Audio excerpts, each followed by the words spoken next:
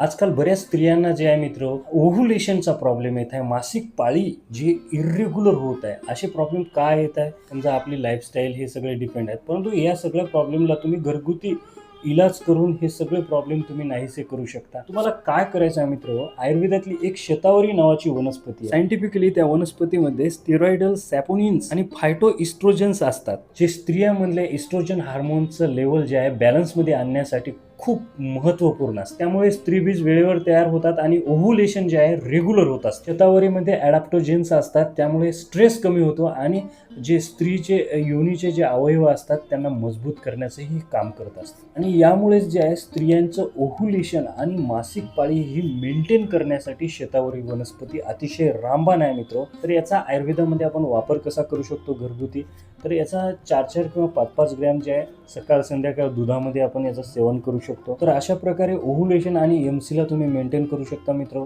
घरी बसून. आणि पहिले मी तुम्हाला सांगू इच्छितो, माझं यूट्यूब जे चॅनल आहे त्याला पण सबस्क्राईब करा मित्र.